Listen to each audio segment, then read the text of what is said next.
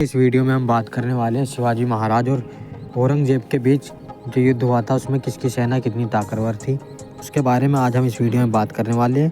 बताया जाता है सन 1680 ईस्वी में शिवाजी का जो मराठा साम्राज्य था उसमें जो अपने चरम भारतीय उपमहाद्वीप की लगभग 41% था, लगभग 2% औरंगजेब का मुगल था और 4% शिवाजी महाराज के कब्जे में था।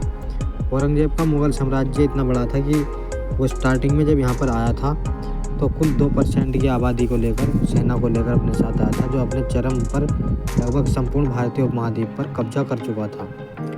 फिर भी कुछ लोग कहते हैं कि शिवाजी औरंगजेब से 100 गुना अधिक शक्तिशाली थे, लेकिन ऐसा कुछ भी नहीं था।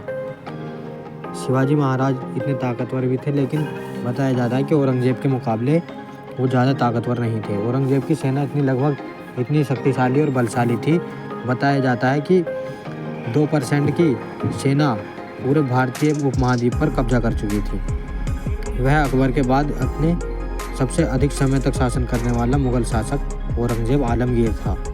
बताया जाता है कि औरंगजेब आलमगीर ऐसा सम्राट था जो मुगल सम्राट में आज तक कोई भी पैदा नहीं हुआ है। मुगल साम्राज्य में आज तक ऐसा कोई सम्राट पैदा नहीं हुआ जैसा औरंगजेब था। औरंगजेब के शासनकाल में मुगल साम्राज्य अपने विस्तार के शिखर पर पहुंचा। बताया जाता है कि उसने अपने जीवन काल में दक्षिण भारत के कुछ राज्यों पर प्राप्त विजयों के माध्यम से मुगल साम्राज्य को 12.5 लाख वर्ग मील में फैला दिया था। देखिए, लगभग साउथ का थोड़ा सा ही इलाका बचा था जिससे वह कब्जा नहीं कर पाया था। औरंगजेब के लगभग सारे करते चले तो औरंगजेब की गतिशील सेना में लगभग 5 लाख शिविर अनुयायी थे और 50,000 ऊँट और 30,000 युद्ध हाथी भी शामिल थे। यानी जो युद्ध में यूज किए जाते हैं वो हाथी भी 30,000 के समथिंग थे।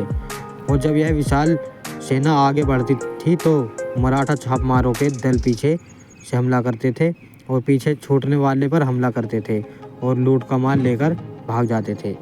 मुगल सम्राट को ऐसा दिखाया जाता है कि जब वह अपने सेना के सैनिकों को लेकर चलता था तो ये बताया जाता है कि वो जिस तरफ कदम रख देता था उस धर ही कब्जा कर लेता था। इसीलिए उसने उत्तर भारत के और मध्य भारत के सभी उपमहाद्वीपों पर कब्जा कर लिया था, जिससे मुगल सम्राट औरंगजेब ने कब्जा कर लिया।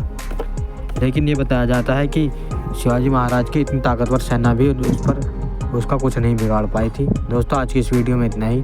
मिलते हैं कल अगली वीडियो में। Thanks for watching.